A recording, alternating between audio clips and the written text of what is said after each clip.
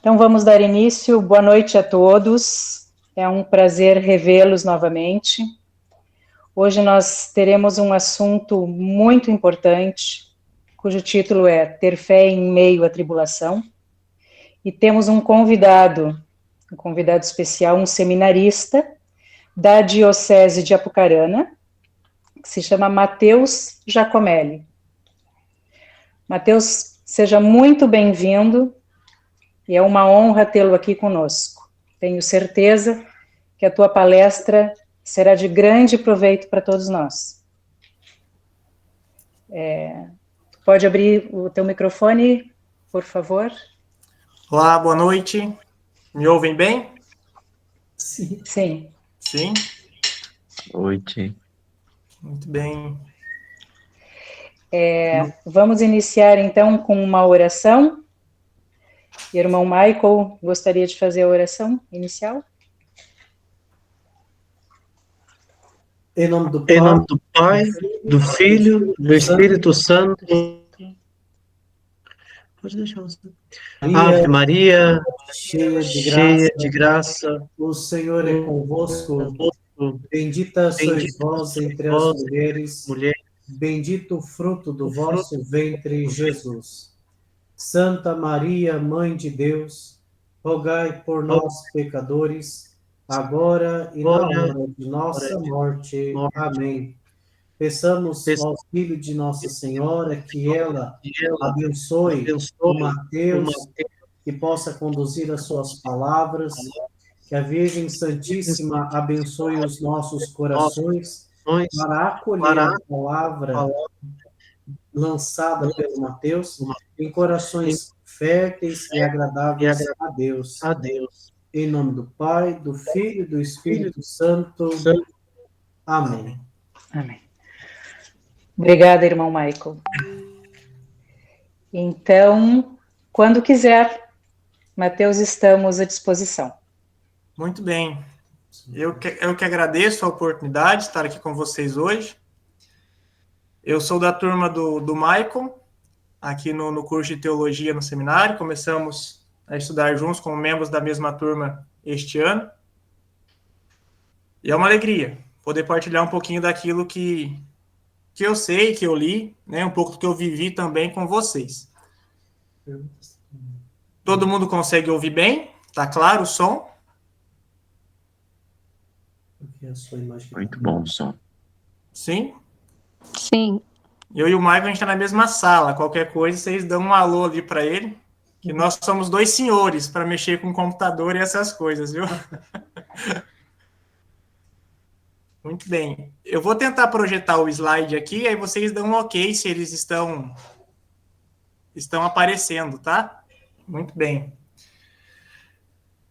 Quando o Michael passou o tema, né, ter fé em meio às tribulações, já faz um tempo que ele passou, eu parei para refletir qual seria a abordagem, né, e aquilo que seria mais relevante para tratar desse tema, que é bastante amplo e tem muitas frentes, né, que nós poderíamos trabalhar em cima desse tema.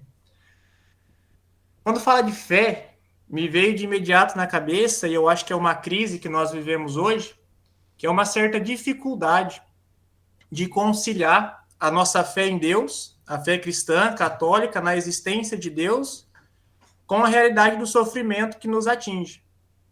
Normalmente, é muito comum que nós, ao longo da nossa vida, em algum momento, entramos em crise com essa realidade. Ao me deparar com alguns sofrimentos na minha vida, com muitas tribulações que nós sofremos, questionar a nossa fé. De fato, será que compensa? Será que vale a pena? Será que tudo isso que eu acredito é de fato real? Será que tudo isso existe? Acredito que todos que estamos aqui presentes já passamos por crises nesse sentido. Então, eu tentei preparar o conteúdo de hoje nessa ótica. Uma primeira parte seria uma parte mais formativa, que eu me ateria à questão do mal, né? Como conciliar a existência do mal com a existência de Deus. E uma segunda parte seria aí mais no âmbito daí da reflexão, de fato, no âmbito da fé, da vivência dessas tribulações, deste sofrimento, como fazer isso enquanto cristão, enquanto católico. E, é claro, deixo esclarecido aqui que eu não tenho a pretensão de esgotar o tema, né? Falei para o Maicon agora há pouco, eu não os conheço, não sei quais são as pessoas com que eu falo, talvez muitos do que estão aqui me ouvindo saibam e tenham compreensão muito maior do assunto do que eu, mas dentro daquilo que sei, daquilo que procurei aprender para falar com vocês, é nessa linha que nós vamos fazer a exposição hoje. Deixa eu ver se o meu slide vai pular aqui. Vamos lá, tô tentando pular o slide aqui.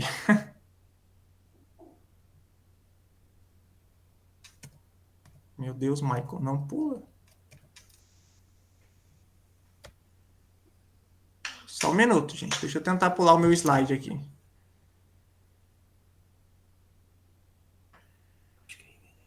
Será que é aqui? Não.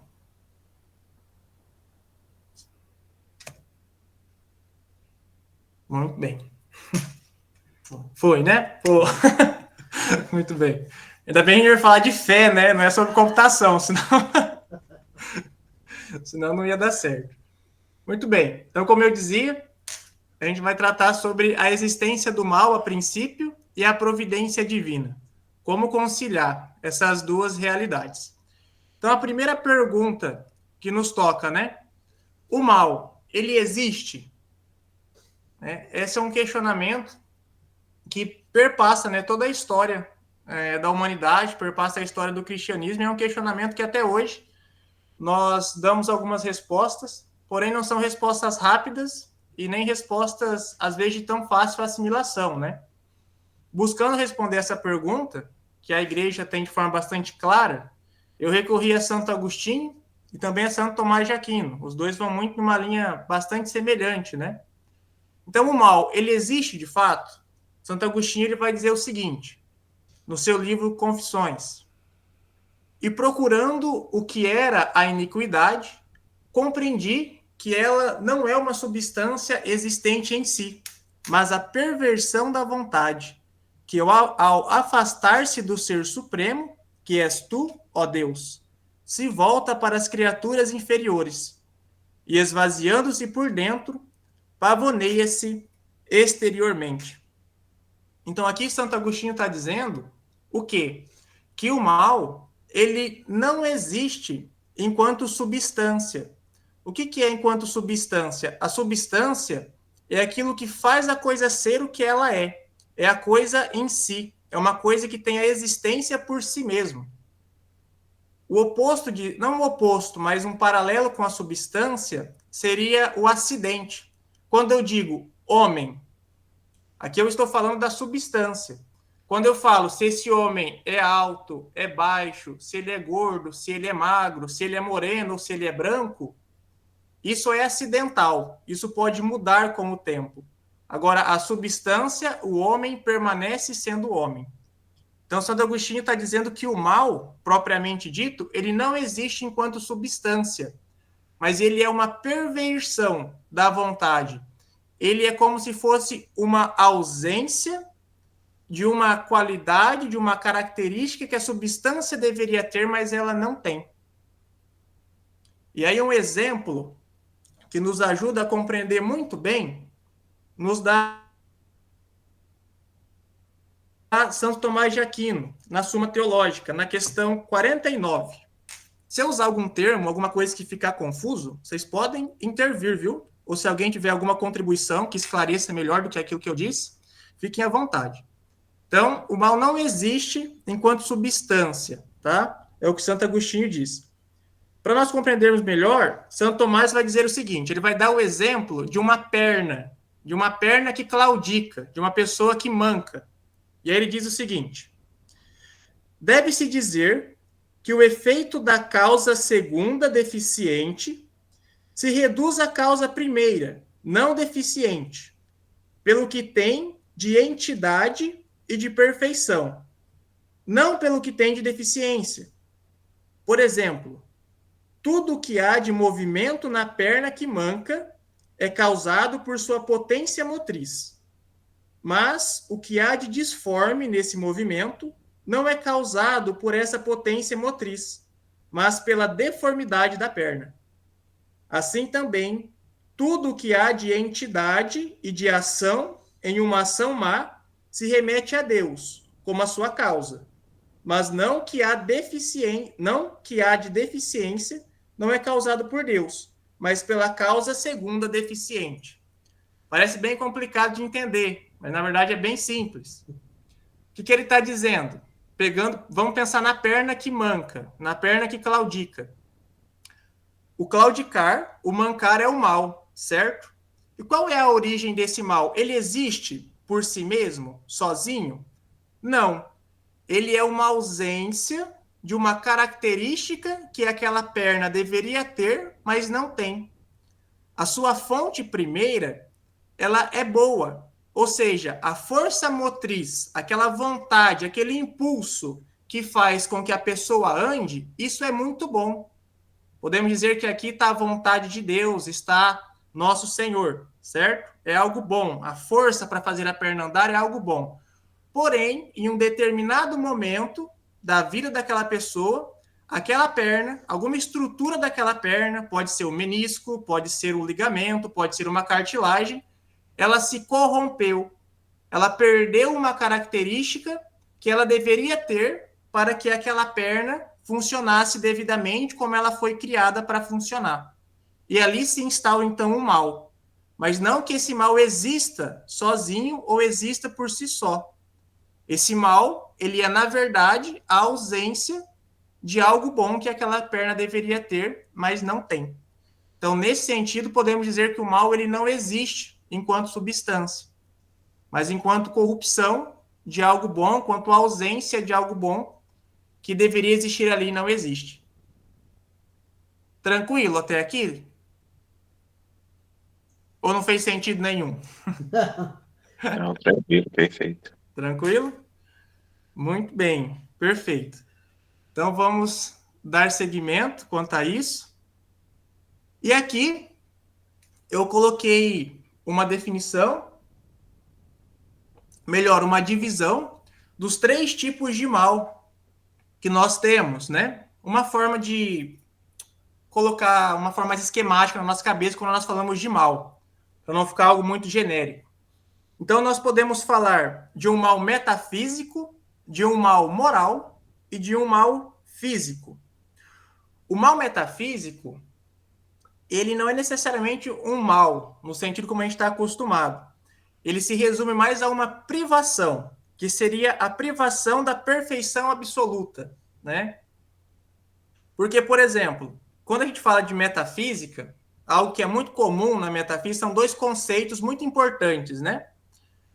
A questão do ser e a questão do ente, certo?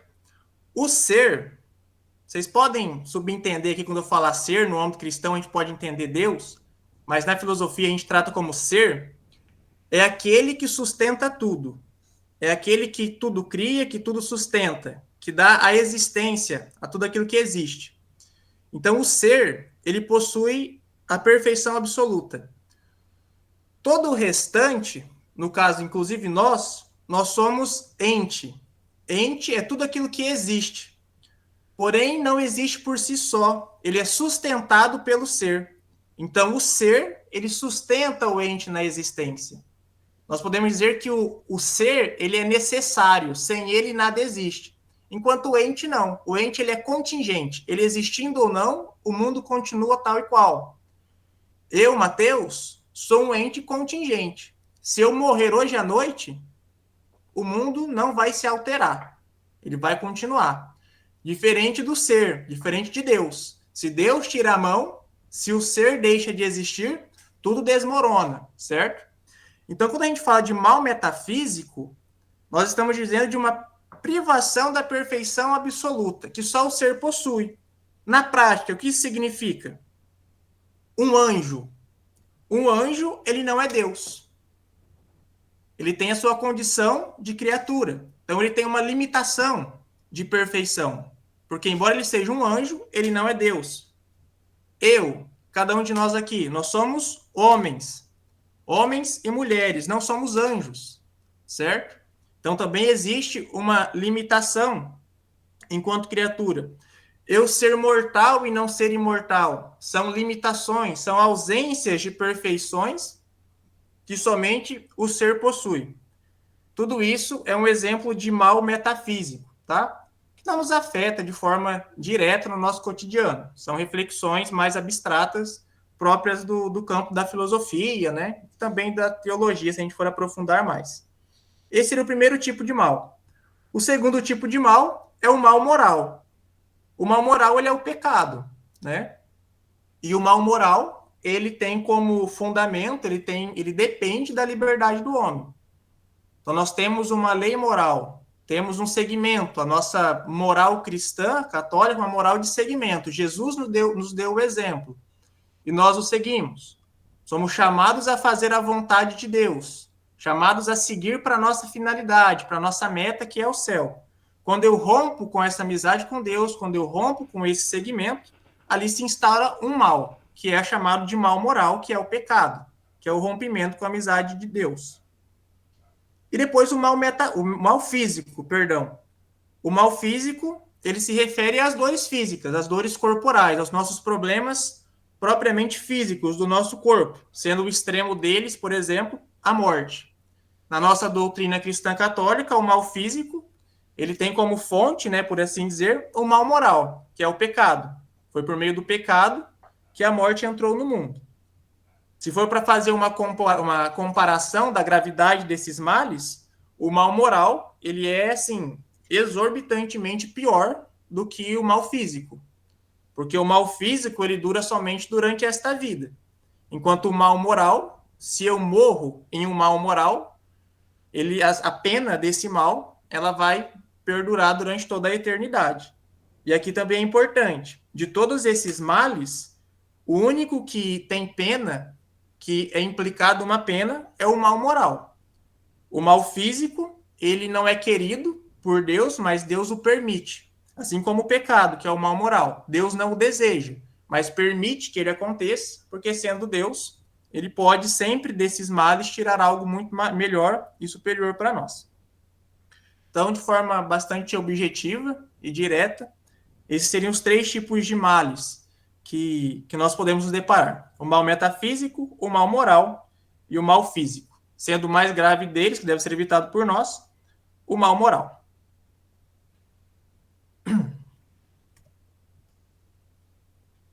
E aqui eu separei um slide para falar a respeito das obras de Deus. Porque nós vamos ver que uma delas está estritamente ligada à questão da nossa fé e como nós encaramos as realidades dessa vida, os sofrimentos e as tribulações que nós encontramos. Então, nós temos, com relação às obras de Deus, deixa eu voltar aqui. Com relação às obras de Deus, nós temos 2 tipos de obras que Deus faz. As obras ad intra e as obras ad extras.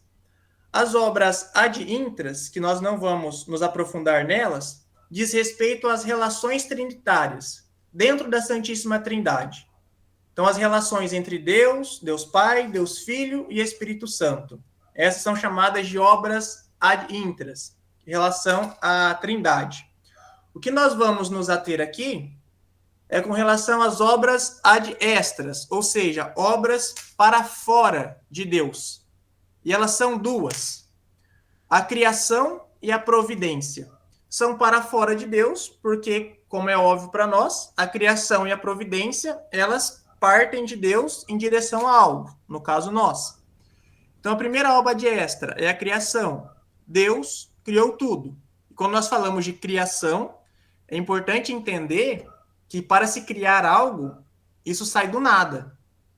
O cientista que diz ter criado uma vacina, que diz ter criado uma vida por outros meios que não o biológico, não é uma criação no sentido verdadeiro. Porque quando se fala criação, subentende-se que é do nada, a partir do nada, e não de matérias já pré-existentes, como acontece na ciência, tá? Então, essa é a primeira obra, a criação. Porém, Deus, ele não só criou o mundo e o ser humano, ele também é providente. O que é a providência?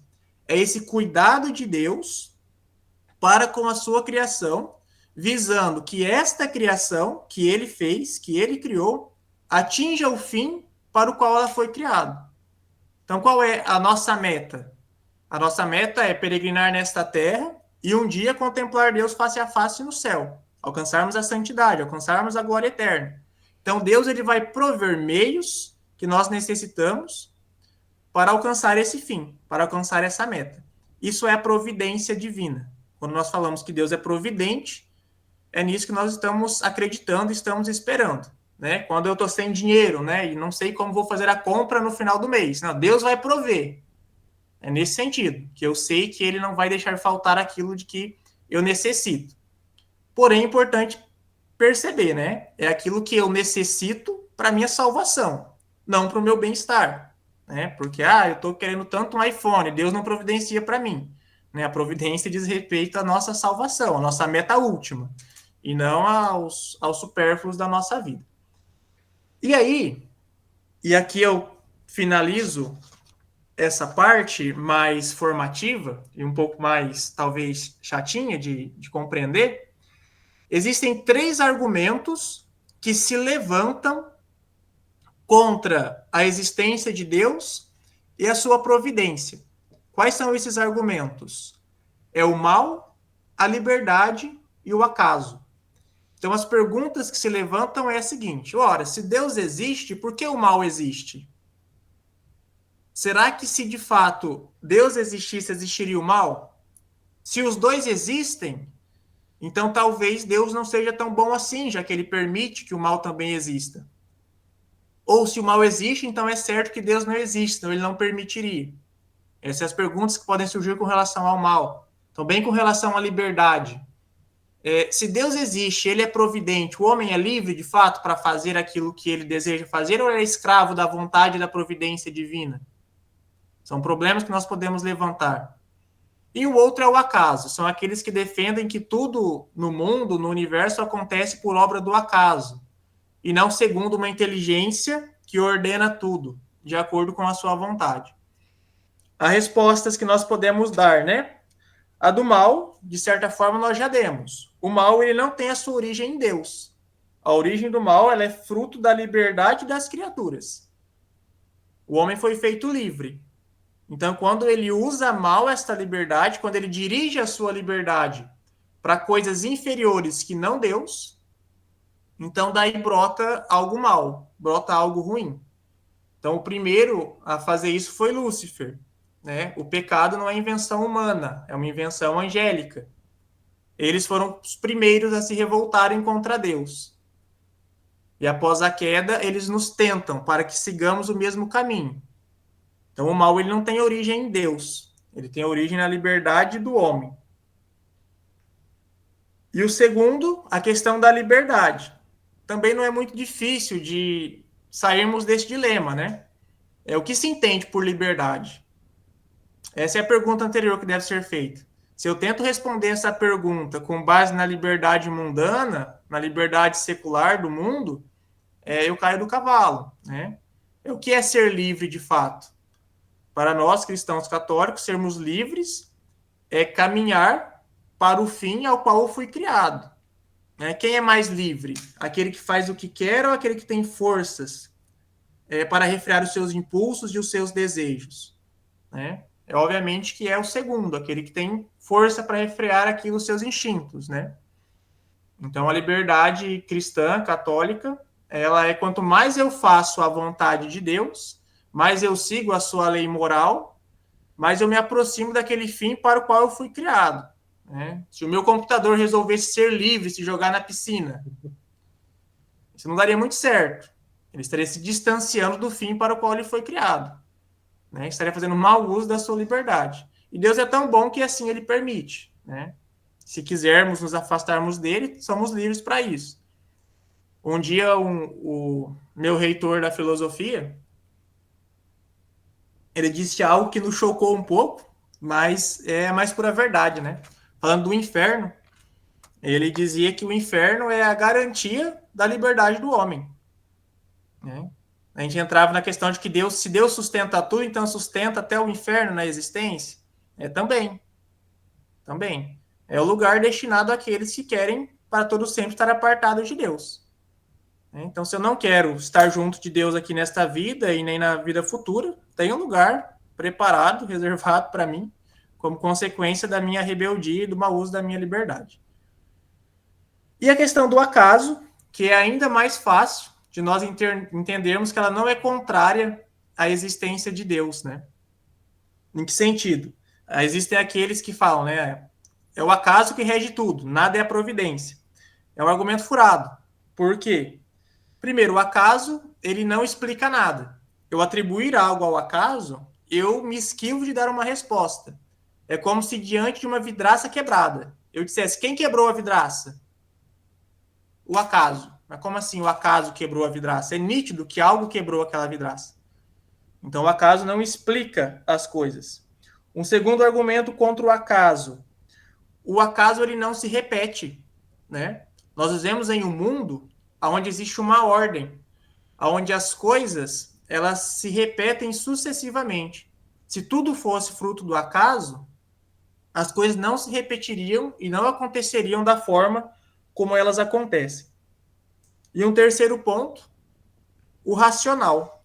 Como eu posso atribuir que do irracional, do desorganizado, do caótico, tenha surgido uma inteligência racional? É até redundante dizer, né? Tenha surgido algo inteligente. Né? Do irracional, não vem o racional. Da desordem, não nasce a ordem. Né? Então, é necessário que uma inteligência superior, ordenadora, né, livre do caos, ordenassem as coisas da forma como elas são. Então, esses são os principais argumentos, né, que se usam contra a existência de Deus e contra a sua providência. São dilemas que nós deparamos, às vezes, ao longo da nossa vida. Pode acontecer na nossa família ter situações assim, diante de uma doença, por exemplo, da morte de uma criança. Né? Poxa, cadê Deus? Né? Se Deus estivesse aqui, isso não teria acontecido. E aí eu preciso ter muita cautela, e aqui eu me preparo para fazer a migração da reflexão, sair dessa parte mais formativa para a parte mais reflexiva, que muitas coisas eu não compreendo. Muitas coisas são misteriosas para nós, né? E uma delas é essa questão dessa conciliação entre o sofrimento, entre as aflições, as tribulações que eu tenho nessa vida e a presença de Deus na minha vida. É como se eu tentar explicar para uma criança, né, de 2 anos de idade, que ela vai tomar uma injeção muito dolorida no bumbum, mas que aquilo vai ser bom para ela. Ela não vai entender. Ela vai espernear, ela vai reclamar, ela vai agredir, se assim for possível. Mas ela não compreende. Naquela fase da vida dela, ela não tem compreensão, razão suficiente para entender que aquele aparente mal, que é a espetada da agulha, vai proporcionar a ela um bem muito maior. E assim somos nós, muitas vezes, diante dessas tribulações, do mal que assola o mundo. A minha razão, ela é limitada. Porque como nós dizíamos lá atrás, eu sou um ser finito. E assim como eu sou finito, a minha razão também é finita, ela tem um limite. E esse limite da minha razão, ela não consegue abarcar Deus.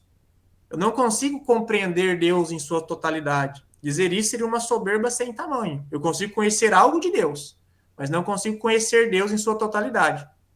Consequentemente, eu também não consigo compreender todos os seus desígnios e todos os seus porquês.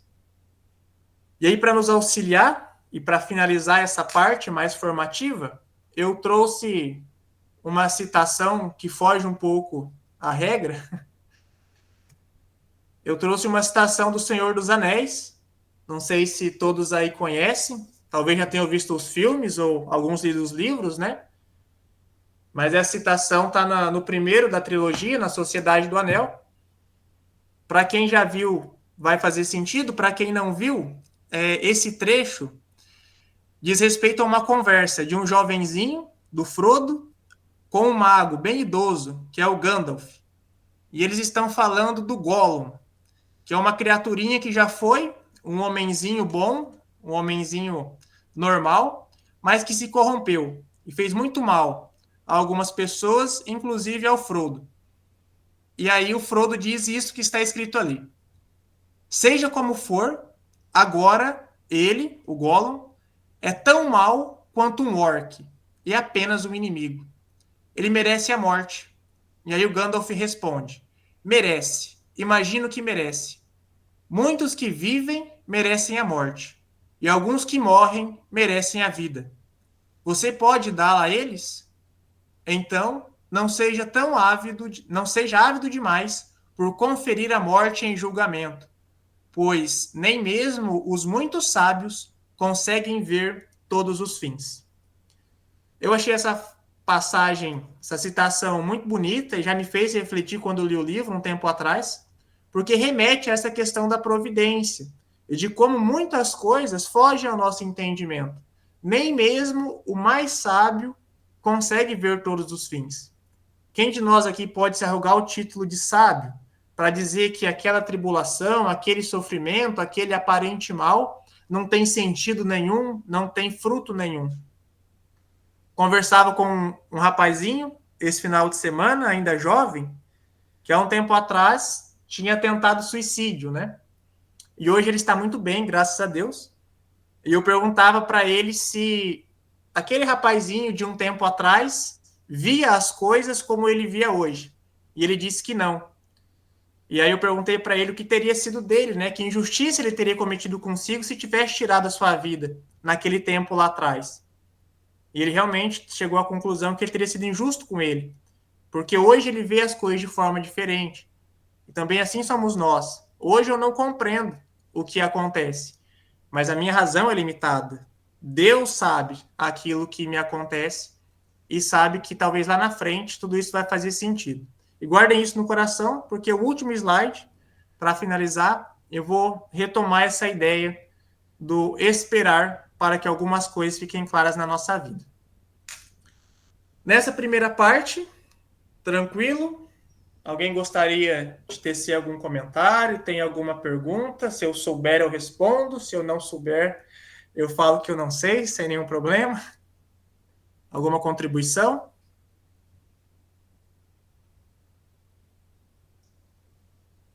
Mateus, só uma pequena reflexão, né? Que a sua palavra me tocou muito, Por favor. que eu nunca tinha parado para pensar, né? Quando você estava falando da limitação da nossa mente e o compreender Deus, nós somos um ser finito, a missão de compreender o infinito, né? Então, é uma missão impossível, né? Então, cabe a nós, como seres finitos, né, entender, né, a nossa humildade diante da grandeza de Deus. A gente nunca vai entender Deus, né? Eu nunca tinha parado para pensar, né, que nós somos seres finitos imersos no infinito. Foi muito bem sua colocação, parabéns. Obrigado. É exatamente isso, Luiz. Santo Agostinho, se eu não me engano, tem uma reflexão nesse sentido quando ele fala da trindade, né, Michael? Do garotinho que enche um buraco, né? É um anjo, né? Parece ali. Isso. É algo nesse sentido, né? Ao ver um garoto... É ele, né? Tentando encher o buraco, né? É um anjo. O anjo. Em forma de garoto. Isso. Tentando encher um buraquinho e colocar o oceano, né? A água do mar dentro de um buraquinho, né? E aí o anjo disse para ele que é mais fácil ele colocar toda aquela água do oceano dentro do buraquinho que Santo Agostinho conseguia entender o mistério da Santíssima Trindade, né? Olha que discrepância. José, o senhor quer dizer algo? Está desligado o microfone do senhor. Desculpe, eu não reparei. Aí, Boa noite. Boa noite. Quando você citou agora Santo Agostinho, a questão da praia, uma reflexão fundamental também, penso eu, é que o mistério de Deus é muito grande, além do nosso conhecimento, do que podemos pensar. Mas também é de uma grande beleza, porque esse mistério tão grande, ele passa na nossa existência humana, né? Ele vem até nós, né?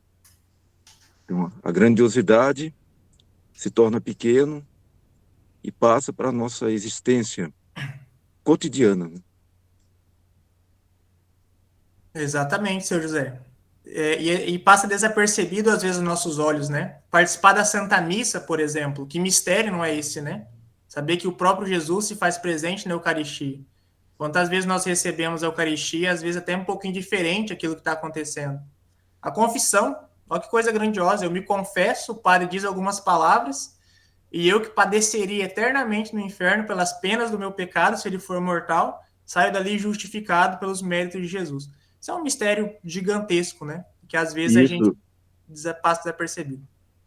Isso, e Santo Agostinho também, ele fala da bondade, do bem de todas as criaturas, né? E justamente São Tomás de Aquino vai retomar isso e vai criar a doutrina da participação, que afirma que todas as criaturas são caminhos para Deus, né? Exato.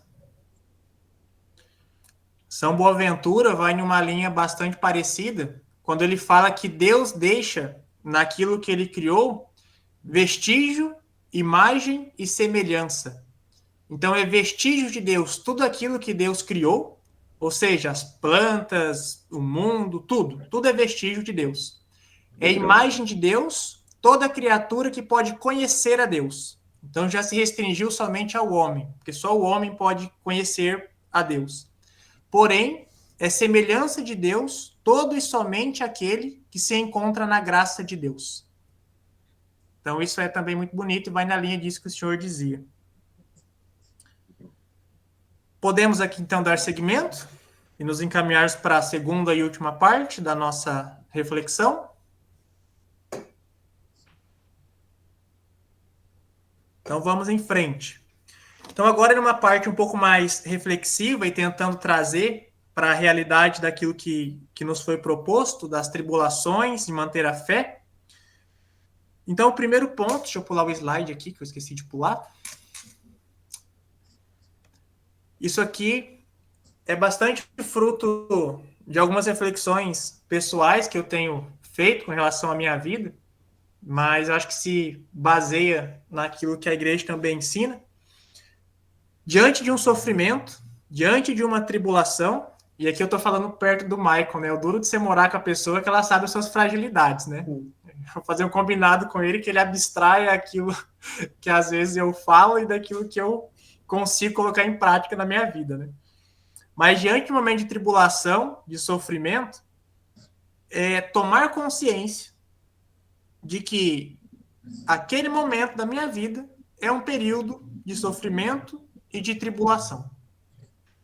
E aí eu uso para fundamentar isso que eu estou dizendo, este livrinho do padre Tanqueray, A Divinização do Sofrimento. Não sei se vocês conhecem, se não conhecem é muito bom, vale muito a pena. Chama Divinização do Sofrimento. É muito bom. No comecinho do livro ele diz o seguinte, falando da vida do homem. Aí ele relata, né, quando nós somos crianças, que tudo é muito maravilhoso, né? Vem as crises da adolescência e aí ele chega na vida adulta, né? Ao fundar uma família, o homem desfruta, sem dúvida, das alegrias puras e doces do lar. Mas sua felicidade é frequentemente perturbada pelas responsabilidades, pelas preocupações, pelo trabalho duro, a luta pela vida, as doenças, as reveses da fortuna ou o luto.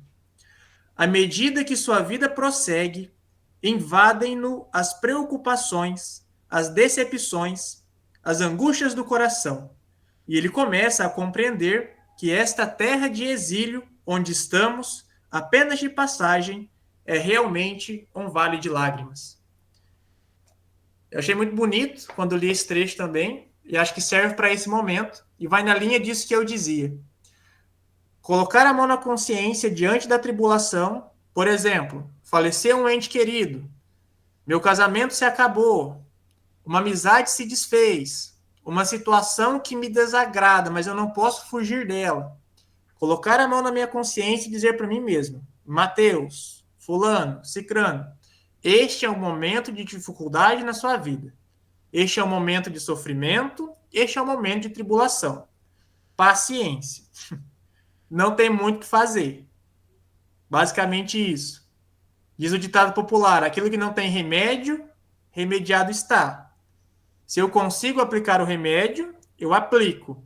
Mas se eu não consigo, se foge as minhas capacidades, então eu firmo o pé, firmo o passo, firmo a minha fé e compreendo que durante aquele período, seja um mês, seja um ano, seja uma década, talvez será um período de dificuldades. E que a minha vida não vai se acabar ali, e que eu preciso ampliar os esforços para superar aquele momento. Porque, do contrário, eu luto contra. E eu falo isso por experiência própria enquanto seminarista. No seminário, muitas coisas acontecem que não são do nosso agrado, que nos causam desgostos e aflições. E é impressionante, né, Maicon? Como que a gente gasta força lutando contra uma situação que às vezes não tem muito o que fazer. Então, se eu concebo logo que aquele será um momento de dificuldade e busco aplicar os meios possíveis, não é ficar de mãos atadas, mas aceitar, né, e tentar passar por aquilo da melhor maneira possível, as coisas fluem muito melhor. Eu economizo energia. Porque às vezes eu luto contra algo que foge das minhas forças, né? Então, isso é um primeiro passo. Penso eu, na luta contra as tribulações e contra as dificuldades. Do mais, eu posso até estragar minha fé, por exemplo. Porque se eu rezo na intenção errada, na causa errada, eu posso começar a ficar frustrado, achar que Deus não me ouve, achar que Deus não me responde. Mas às vezes está explícito que aquilo não vai ser resolvido daquela forma. É um período que às vezes precisa ser passado, né? Adianta a mulher que está grávida não querer parir o seu filho?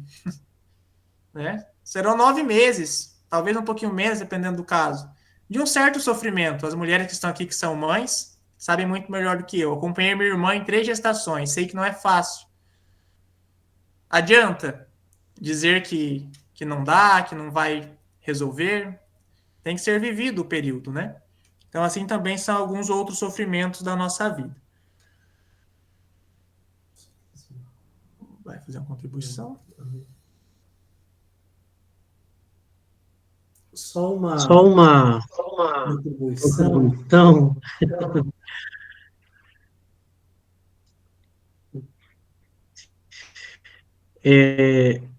Voltar lá naquela reflexão inicial sua. Deixa eu desligar o microfone. Isso. Em que. Tá todo mundo ouvindo? Deu para ouvir? Voltar lá naquela contribuição inicial de que, por mais que seja difícil, por mais que seja conturbado, isso não me desmotiva, não é? No momento da aflição, no momento da tribulação, é buscar daquele momento em que vivo extrair um bem, ou ter este pensamento de que quando tudo isso acabar, quando tudo isso passar, Deus fará manifestar um bem maior. Assim como diz naquela passagem bíblica, aonde o pecado abundou, superabundou a graça. Então, antes que você continuasse na reflexão, mas só para ilustrar esse pensamento, né? Por mais que está difícil, por mais que leve décadas nesse sofrimento, nessa tribulação, é ter isso em mente. Está difícil, mas não vou desanimar. Está complicado, mas Deus, desta atitude, desta situação, poderá e tirará algo muito maior. Seja a minha própria santificação, pode ser. Pode ser a santificação de um outro, também, por que não? Mas é ter claro isso. Não é menosprezar ou diminuir o sofrimento, mas é ter esta clareza de que essa situação fará algo muito maior para o plano de Deus. Perfeito, Michael. Exatamente. Eu sempre costumo, em embates familiares, né? O seminarista também tem embates familiares com relação a algumas tribulações. Eu dizia para um familiar meu, né? Tudo que eu propunha, né? Que eu falava, olha, faz tal coisa, não dá. Faz tal encontro, não dá. Confessa, não dá. Fui gastando toda a minha munição, assim, né? De remédios espirituais e nada dava certo, né? E aí, colérico que sou, o Michael me conhece, falei, poxa, mas então você está dizendo que seu problema é maior que Deus, né? Falei, porque tudo que você propõe não dá certo, então nem Deus pode te ajudar. Então, seu problema, ele é maior do que Deus. E às vezes, na nossa vida, nós agimos dessa forma. Colocamos nossos problemas acima de Deus, nossas tribulações, como se nem Deus pudesse resolvê-las, né? E não é bem assim, obviamente, né? Nada é maior do que Deus, nem os nossos piores pesadelos. Um segundo ponto, que é o que está aparecendo no slide, com relação aos momentos de tribulação e de sofrimento na nossa vida. Alguns passos, né, que, entre muitos, que eu destaquei para colocarmos em prática diante dessas tribulações. Primeiro deles, não sofrer por antecedência. Nós gastamos muitas energias sofrendo por coisas que ainda não aconteceram. Então, tem tribulações na nossa vida que às vezes elas nem de fato chegaram. E eu já gastei tanta energia, me desgastei tanto, já sofri tanto mentalmente pensando naquilo, que de fato, quando ela chegar, eu já vou estar exausto para enfrentá-la. E pior, ela pode nem chegar. Pode ser que essa tribulação que eu temo, ou que eu acho que vai acontecer, não aconteça na minha vida. E aí eu fico tentando resolver algo que, primeiro, não aconteceu, e segundo, que eu acho que é o mais grave, eu não tenho a graça de estado necessária naquele momento para resolver a tribulação que não aconteceu. Deus, ele vai me conceder graças necessárias para resolver os problemas que eu possuo hoje. Por exemplo, eu sou seminarista. Eu não tenho que ficar me preocupando com administração paroquial agora. Eu posso buscar aprender, né? Mas resolver problemas que eu terei no futuro, eu não tenho graça de estado para isso. Eu sou só seminarista, não sou padre. Então, vou estar lutando em uma guerra que eu estou desarmado. E a chance de fracasso é grande. Assim somos nós com relação aos outros problemas da nossa vida. Eles podem não acontecer se eles não chegaram, e eu ainda não tenho a graça de Deus necessária para resolver aquele problema que ainda não aconteceu. Então, esperar para as coisas se darem no devido momento. Não que eu não possa me preparar. É claro que nós nos preparamos para coisas futuras, mas sem perder a paz e sem sofrer por antecedentes. O segundo ponto é aplicar os remédios corretos, né?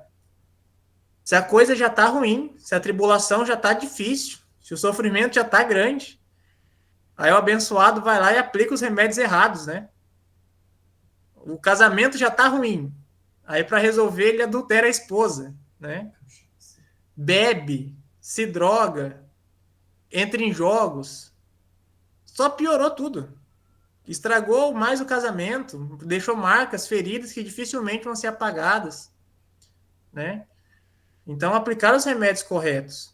E para isso exige prudência, exige direção, né? Por isso a necessidade de ter um bom diretor espiritual, de formar bem a nossa consciência, porque às vezes eu acho que é correto, mas porque o meu critério de correto ele é completamente deturpado, porque eu não formei bem a minha consciência e eu sou culpado disso. E aí vem um outro ponto, né? As tribulações que passo hoje, a gente está falando sobre manter a fé. Elas podem me levar a perder a fé, né? O que seria perder a fé? Aquilo que eu acho que era, aquilo que eu acredito, Deus, a eternidade, a providência, esse negócio de céu, nada disso está fazendo sentido para mim, porque este sofrimento na minha vida está provando o contrário. Deus não está nem aí para mim. Mas, meu irmão, para e pensa, né? Será que essa provação que você está passando no momento é Deus? Será que é Deus que está colocando ela na sua vida? Ou foram as suas ações, o uso da sua liberdade, as más decisões que você tomou que te levou a esse momento de tribulação? O mau uso da liberdade. Deus, de fato, permitiu, não teria acontecido. Mas foi você usando a sua liberdade, né? E é um fenômeno muito comum. É muito mais fácil, e eu já vi isso várias vezes, e eu digo isso pessoas próximas a mim.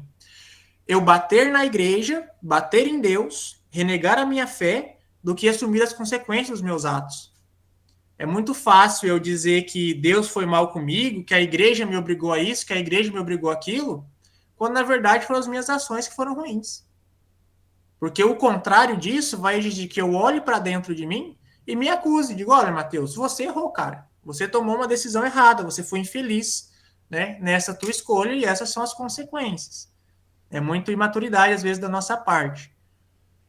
Agora, se não é o caso, né, se eu agir conforme ditava bem a minha consciência, se eu agir conforme a lei da igreja, se eu agir conforme a vontade de Deus, e ainda assim as tribulações me assolam, porque não pensemos que é porque eu vou à missa todo domingo, que eu confesso com frequência, que tribulações não vão nos assolar, né? Todo mundo aqui já tem clareza que não é assim que funciona. Mas aí eu aplico os remédios que eu posso aplicar, né? Segundo aquilo que o problema exige. E aí os remédios são os mais diversos, né? Vai de acordo com cada problema que nós estamos vivendo. Exige humildade também.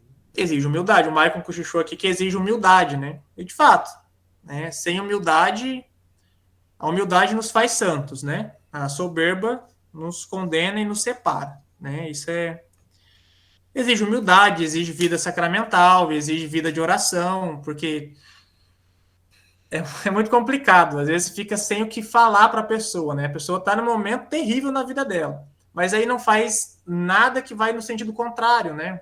Não vai à missa, não confessa, não comunga, não reza em casa, não reza um terço, não faz uma penitência, não faz um jejum, né? A luta não é somente corporal, né? Principalmente espiritual. Então precisa aplicar meios, né? Às vezes é só o que falta, né? Eu aplicar os meios e as coisas já melhorariam aí pelo menos uma porcentagem considerável. E o terceiro ponto, diante dos nossos sofrimentos, das nossas tribulações, sermos cristãos, né? Um dia, conversando com outro seminarista, e eu reclamando, né? Algumas tentações me assolavam, e eu dizia para ele, olha, eu não quero, não tô bem com isso, não, né? Tô cansado disso. Ele falou, mas você tá cansado de lutar, cara, você não quer lutar, você não quer ser cristão. E aquilo pegou no meu estômago com bastante força, né? De fato, diante das tribulações, dos sofrimentos que nos assolam, devemos ser cristãos. E como nós somos cristãos diante dessas tribulações e desses sofrimentos? Na carta aos Colossenses, São Paulo diz o seguinte, no capítulo 1 da carta aos Colossenses, versículo 24. Deixa eu ver se eu coloquei aqui. Não coloquei.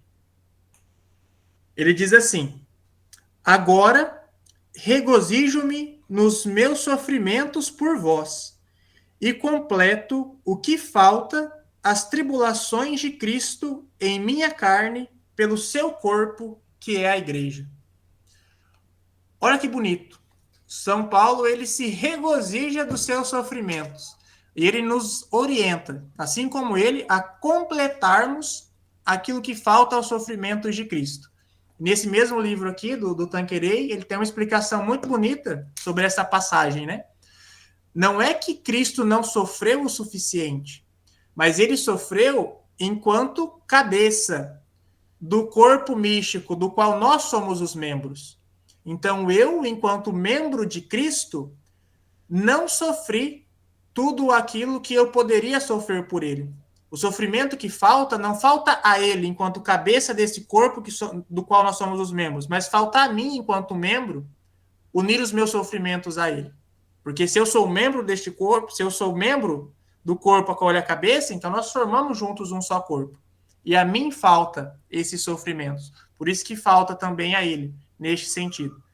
Então é uma belíssima oportunidade que nós temos de pegar estes sofrimentos, essas aflições da nossa vida e de fato uni-los ao sofrimento de Cristo, porque para que assim como ele, por meio dos méritos que ele alcançou na cruz, ele morrendo e ressuscitou um dia, esses sofrimentos eles ganhem também um mérito diante dele lá no céu. Porque por mim mesmo não teria mérito nenhum, mas como ele também sofreu, então quando eu pego esse meu sofrimento, pequenininho que seja, uma humilhaçãozinha diária, e deposito lá o sofrimento de Cristo na cruz, ele toma um mérito muito maior, porque Cristo já alcançou por mim. Então isso é sofrer cristãmente, de forma cristã, de forma católica, né? Não é fácil. Não é fácil. O Marco falou aqui, não é fácil. Não é fácil, né? Você faz isso, Mateus? Deus sabe o quanto eu esperneio. Outro dia, a gente indo para a faculdade, teve uma situação aqui na casa, né? E eu fui falando pro Mike, reclamando e falando, aí no final eu falei, mas tá bom, vou fazer por obediência. Mas aquilo eu fui 20 minutos reclamando, né? Eu falei, a gente faz, obedece, mas obedece reclamando, né? Nem que seja assim, não é o ideal, sejam melhores do que eu. né? Aceitem sem tantas reclamações, sem tantas murmurações. Mas é o caminho, né? Esse é o caminho. E Deus nos dá a graça. Não é fácil, mas Deus dá a graça, né? Deus não nos pediria isso se Ele não nos desse a graça. Isso é muito importante, muito sério, né? Ninguém pode dizer que não foi capaz de vencer essa tribulação porque Deus não deu a graça. Não venci esse pecado porque Deus não deu a graça. Isso jamais. Deus sempre nos dá a graça. O que acontece é o fechamento do meu coração em acolher essa graça e, consequentemente, não viver aquilo que eu deveria, né? Muito bem. Contribuições, dúvidas até aqui? A gente já está indo para o final, viu? Já sei que é 9h28. Eu acho que só tem mais... Não, tá acabando, tá acabando. Eu não sei onde eu vejo quantos slides faltam, mas tá acabando. Senhor José, por favor. O microfone do senhor está desligado. Nossa, segunda vez. Matheus, parabéns por sua exposição. Obrigado. Gostei muito da sua exposição, da sua abordagem, né? Ela começou no campo da metafísica, depois foi para o campo especificamente teológico, né? Eu só gostaria só de dizer alguma coisa, que do ponto de vista cristão, o objeto da fé é justamente a palavra de Deus na história, centrada em Jesus Cristo, né? Então a fé cristã, ela tem um rosto, ela é uma pessoa, segunda pessoa da Santíssima Trindade, né? Então a fé cristã é bem concreta, né? A fé cristã, ela tem que estar ligada à vida, né? É como a gente sempre costuma dizer, a fé questiona a vida e a vida questiona a fé. Esse dinamismo é que nós vamos vivendo, né? O crer e a fé também, elas se realizam em diferentes dimensões, diferentes planos da nossa existência, né? A fé cristã, ela se dá no concreto da existência e nos diversos planos da nossa existência, seja do lado do trabalho, do lazer. Ela não pode ser uma fé desencarnada, né? Uma fuga. E a fé também, ela é reconhecer a verdade de Deus em Jesus Cristo, deixando-nos plasmar por essa verdade, né? Então a fé, quando ela é verdadeira, ela plasma a sua vida, né? Claro que é um dinamismo contínuo, né? Só vai cessar quando tivermos frente a frente com Deus, né? Mas é esse dinamismo, né, da fé que vai nos plasmando na verdade de Cristo. A fé também, ela é uma visão assim, libertadora, né? Há pouco comentava sobre a questão do sofrimento, que é uma abordagem bem concreta, questão do sofrimento. Então, a fé, ela liberta o ser humano de muitas dimensões, né? Claro que uma fé madura, uma fé dinâmica, ela tem essa visão, essa dimensão libertadora, né? E ela procura também modelar os nossos comportamentos, né? A fé, ela quer nos ajudar no caminho da santidade, né? E a fé também, a certeza da fé também, ela tem que suscitar nos cristãos, aí é uma dimensão prática, audácia, pede discernimento para se decifrar os problemas e os desafios de hoje, seja na existência individual ou na existência coletiva. É um caminho guiado pelo Espírito Santo, preparando, né, o futuro da humanidade e também para além da história, né? Então, essas breves palavras aí. Exatamente, seu José. Uma vida concreta, né, como o senhor dizia. Não é algo abstrato, né, mas deve estar enraizado no mais íntimo do meu ser, né? Não sou mais eu que vivo, mas Cristo que vive em mim, já dizia São Paulo, né? A Karen levantou a mão. Oi, Matheus. Uma questão que eu acho, que eu tenho prestado atenção nas pessoas, é que as pessoas hoje não sabem mais o que é fé. O que é a verdadeira fé. Nós aqui estamos falando de como nós, na nossa fé, nós enfrentaremos os problemas. Mas me parece que para muitas pessoas, elas não sabem como enfrentar os problemas, as tribulações, porque elas não sabem o que é a fé. Não sabem como buscar a fé. Eu estava conversando com uma pessoa hoje e ela me disse assim: nossa, a minha mãe tem tanta fé, que eu fico admirada, eu fico tão orgulhosa dela. Eu disse, sim, mas e por que tu não tens essa fé? E ela disse, não, eu tenho fé, mas não é como a fé da minha mãe. Né? Então é uma pessoa que não sabe buscar, não sabe conhecer Deus, né? Porque na medida que você estuda, ou que você escuta a palavra, que você lê a Bíblia, que você vai na missa, que você escuta a homilia, e que você se aproxima de Deus, a sua fé aumenta, e a sua fé aumentando se torna verdadeira, e se torna de uma forma tão grande, que chega um momento na tua vida que tu diz, bom, não tem mais volta, eu tenho fé e ponto, acabou. Né? E essa fé faz com que você não tenha, não que não tenha receio das coisas, mas que com todos os problemas você consiga ter a percepção de que tudo que vem no mundo tem um propósito, e é um propósito divino. Né? Nós temos um casal, eu não vou me estender muito, só vou relatar isso, nós temos um casal, eu e meu marido, temos um casal de amigos, ela é minha amiga desde o prézinho, né? E eles têm uma filha que tem câncer há muitos anos, então quase cura, volta, está naquela situação há anos. Bom, semana passada nós estávamos em Florianópolis e eu liguei para fazer uma visita e eles estavam no hospital com ela porque do câncer ela havia já perdido a visão. Né? Então eles estavam desesperados, e nós fomos no hospital, fomos ao encontro deles, estava conversando enquanto a minha amiga estava com a filha, nós ficamos com ele, com o pai. Esse homem estava desesperado, tinha pensado em suicídio, tinha pensado que a culpa era dele, precisava achar um motivo para que a filha estivesse assim, por que isso acontecia com ela, por que Deus permitia, enfim. E nós conseguimos desmistificar isso, né?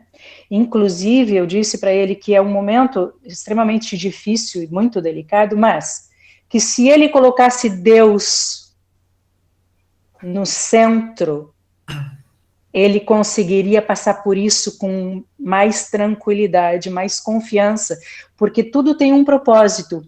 Talvez, e eu já ouvi isso dos padres, talvez, eu disse para ele, o sofrimento da tua filha salvará muitas almas. Então, esse sofrimento hoje na Terra vai salvar a vida dela, mas vai lhe dar um lugar lá em cima, com Deus, no paraíso. E só a partir do ponto que você conhece o que Deus diz, o que Cristo diz, é que você consegue absorver essa percepção das coisas que acontecem na vida conosco. É difícil, é um caminho longo, viu? Mas é um caminho lindo.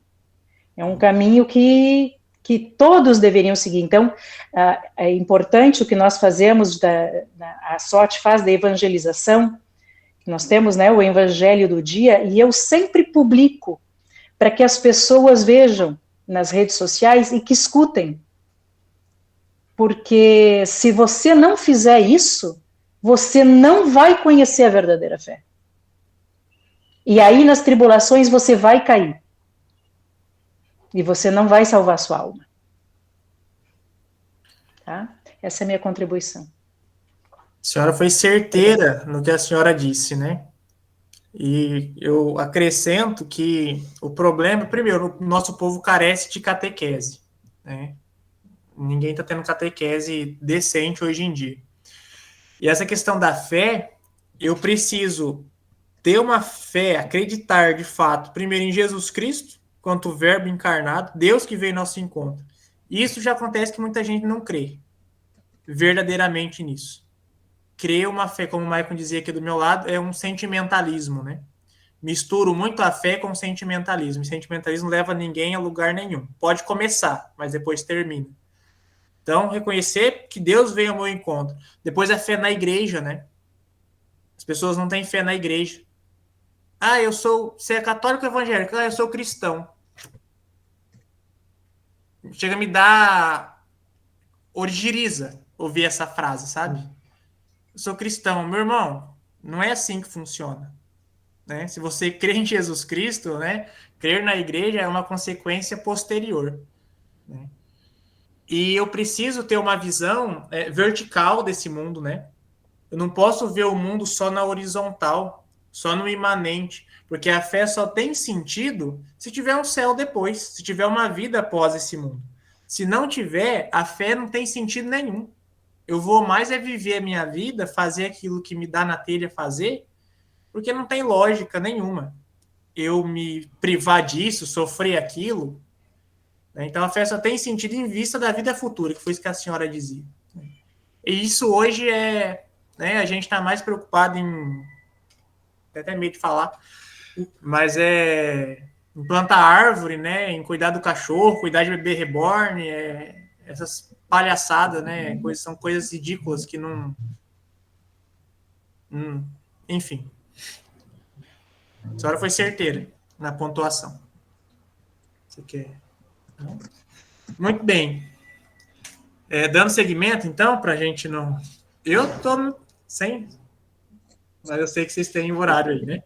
Mas então, dando seguimento, sobre essa questão do sofrimento das tribulações, de forma mais rápida agora, a forma como nós lidamos com o nosso sofrimento nos indica também em qual grau espiritual nós estamos na nossa caminhada de fé. Então, como que os iniciantes eles lidam com o sofrimento? Segundo o Tanqueray, naquele livrinho que eu citei há pouco, os iniciantes, sustentados pelo temor de Deus, não amam o sofrimento e procuram evitá-lo, mas preferem sofrer a ofender a Deus. E mesmo gemendo sob o peso da cruz, suportam-na com paciência. São os resignados.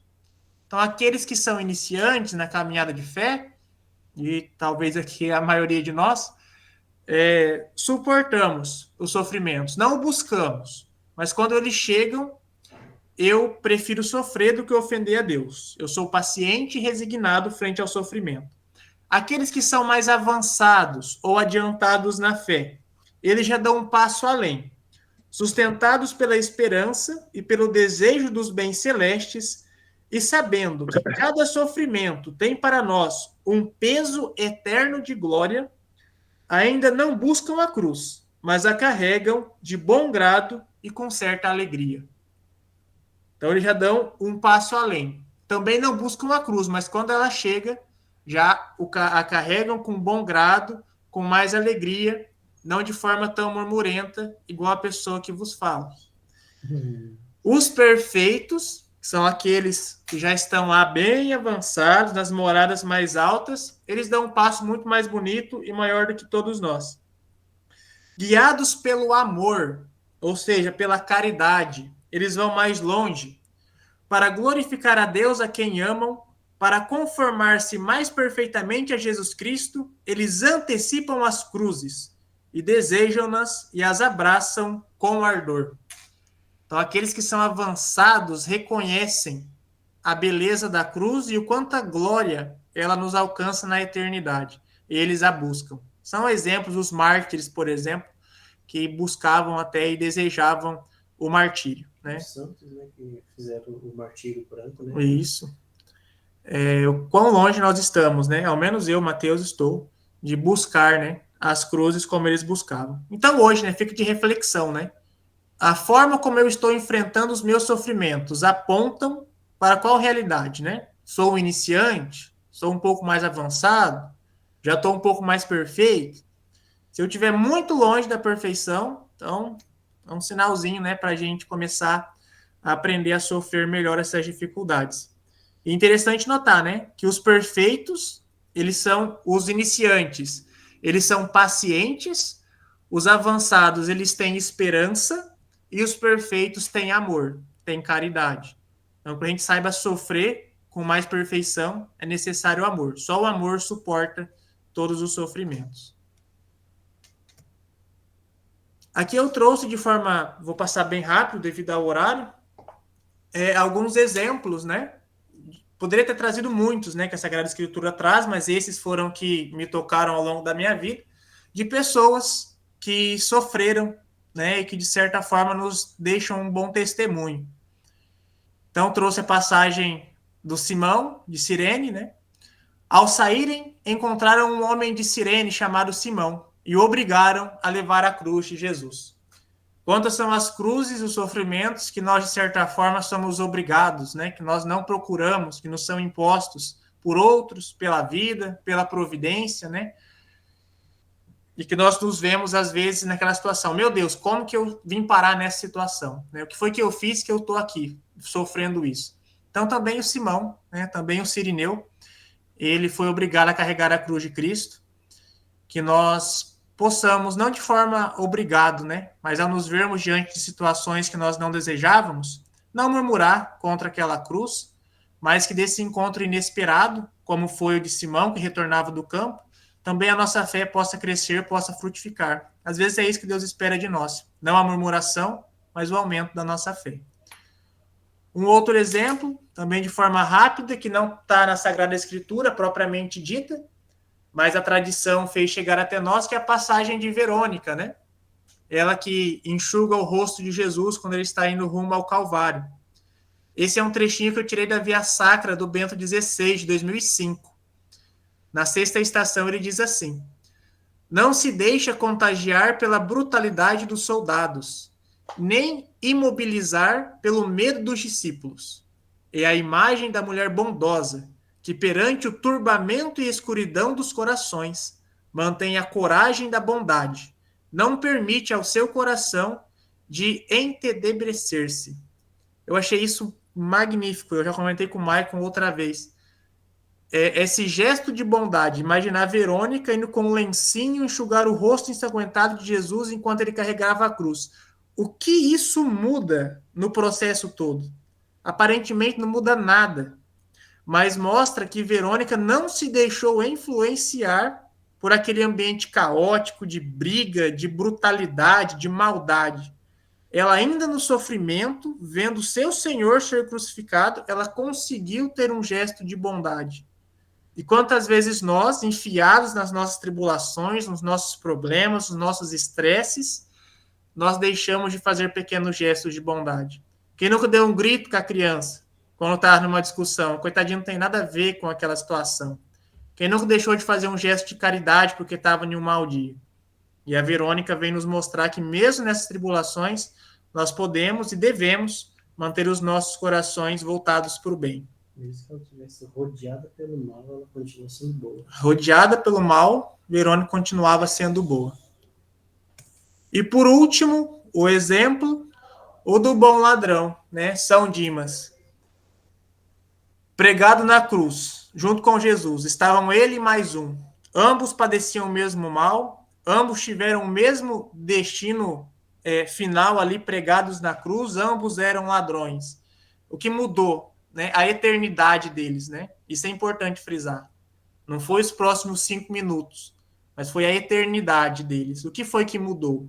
A forma como um deles encarou o sofrimento.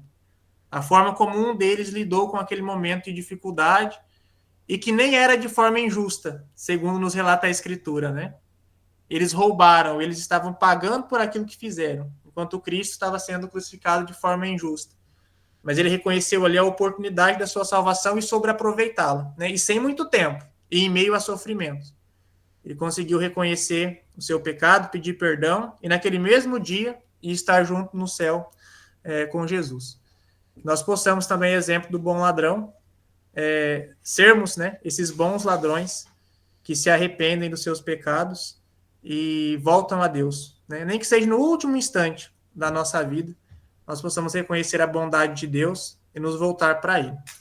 Para encerrar, e esse de fato é o último slide, é o último mesmo, prometo.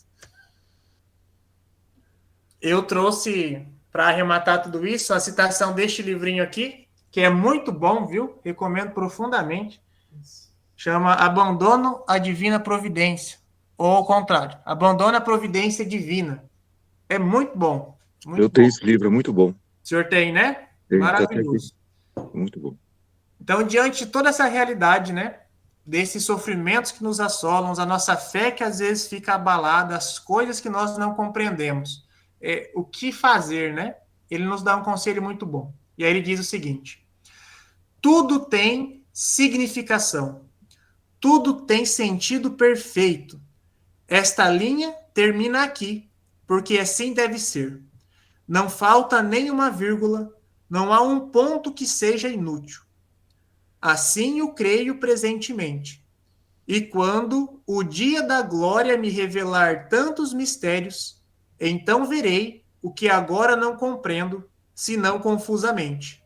O que me parece tão embrulhado, tão complicado, tão falto de sentido, tão falto de nexo, tão imaginário, tudo isso me arrebatará, me encantará por toda a eternidade, com a beleza, a ordem, a sabedoria e as incompreensíveis maravilhas que em tudo descobrirei. Então, que frente às nossas tribulações, às nossas dificuldades, nós tenhamos essa esperança de que no dia da glória, tudo aquilo que hoje nós não compreendemos, nos será revelado. Nós vamos ver que nada, nenhum ponto, nenhuma linha, aconteceu sem que aquilo contribuísse para o bem da minha salvação, se assim eu desse abertura a Deus. Para encerrar, destaco as virtudes teologais, né? A fé, a esperança e a caridade. Que a fé não nos falte nas realidades eternas, que a esperança, que é aquela virtude que nos ensina a, de fato, a esperar aquilo que nosso Senhor nos prometeu. Ele não mente, então aquilo que ele prometeu será cumprido. E a caridade. A caridade é o amor. Que nós amemos a Deus, amemos o nosso próximo como a nós mesmos, porque assim nós saberemos sofrer com paciência e não deixar a nossa fé se abalar frente às tribulações. Da minha parte era isso. Contem com as minhas orações, estarei rezando por vocês. E eu conto muito com as orações de vocês. Ainda restam quase 4 anos até o sacerdócio. E depois, se assim Deus permitir, um longo ministério. Então, rezem por nós. Nós estaremos rezando por vocês. Muito obrigado. Muito obrigada, Mateus. Alguém teria alguma contribuição? Alguém gostaria de falar alguma coisa?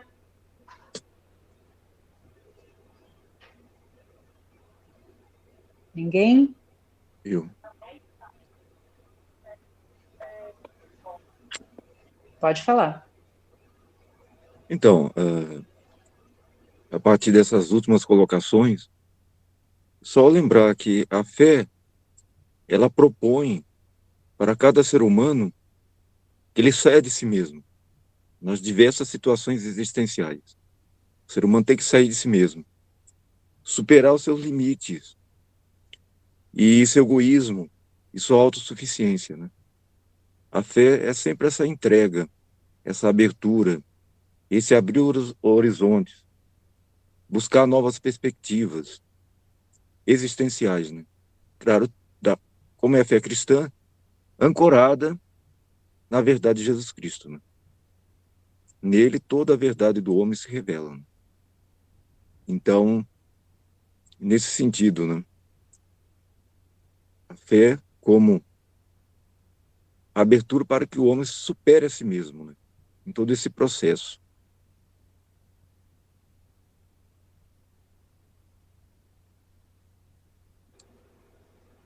Alguém gostaria de se manifestar? De dizer mais alguma coisa? Boa noite, vocês estão me ouvindo? Sim. Ah, tá, é porque eu tô pelo celular, tô na casa da minha mãe. Eu queria agradecer pelo convite do Luiz Heleno, estou participando aqui, né, dessa formação. Agradeço demais. E queria só passar e agradecer ao Mateus, né, que com essa formação deu para entender mais ainda sobre a encíclica do Esplendor da Verdade de João Paulo II, que fala sobre o pecado e que como foi importante explicar, né? Nós podemos explicar sobre essa, o que é o pecado sobre a luz da fé. E trazendo essa explicação sobre o mal, dá para arrebatar todos sobre isso, que a gente tem que entender, tem que compreender para edificar mais a nossa fé, e não só para nós, levar e transmitir sobre essa fé, sobre a importância de ter essa fé para nossos irmãos e irmãs.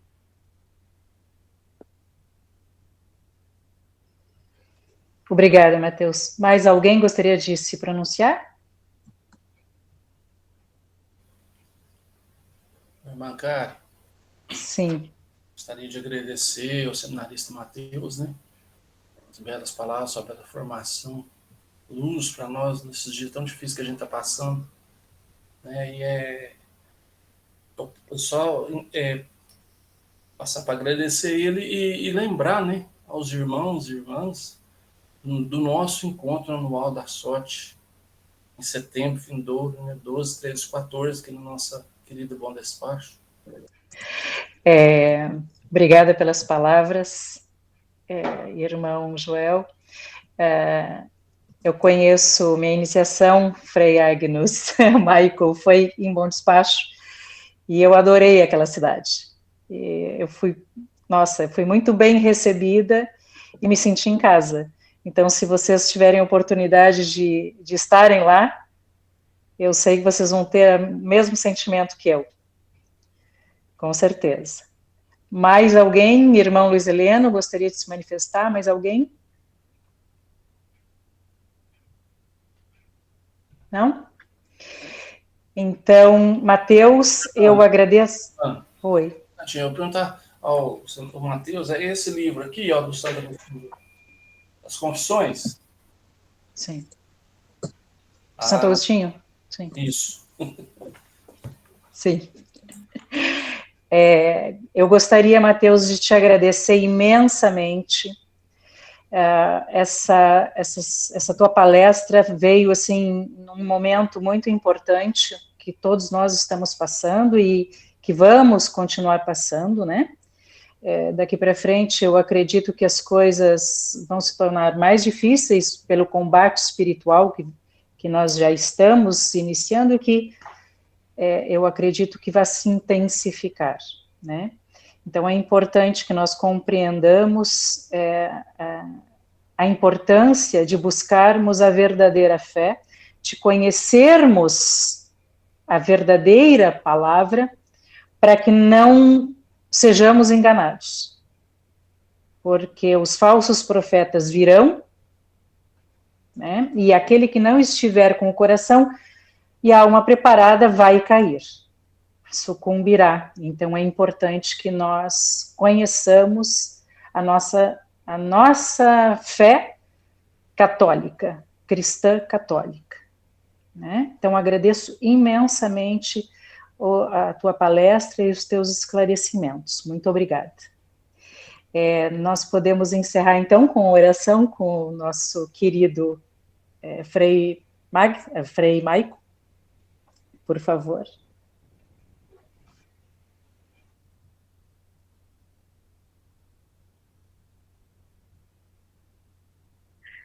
Muito bem, eu que agradeço pelo sim, que quando eu convidei, por intermédio do Luiz Heleno, nosso grão-mestre, colocou a possibilidade de convidá-lo, e convidei, e ele prontamente disse o seu sim.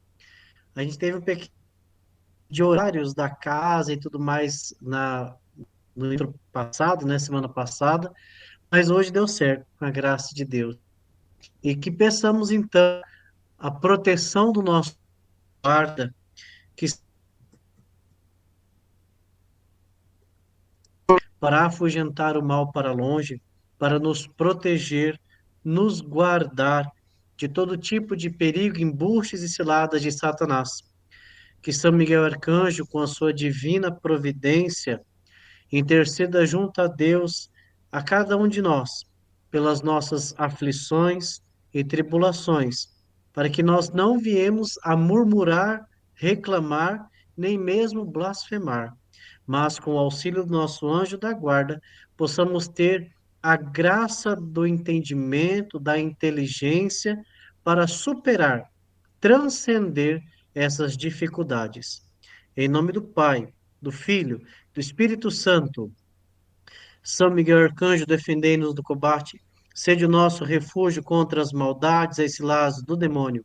Subjuga Deus, insistentemente vos pedimos, e vós, príncipe da milícia celeste, pela virtude divina, precipitai ao inferno a Satanás e aos outros espíritos malignos que andam pelo mundo para perderem as almas. São Miguel Arcanjo, defendei-nos. Santos anjos da guarda, protegei-nos. Em nome do Pai, do Filho e do Espírito Santo. Amém.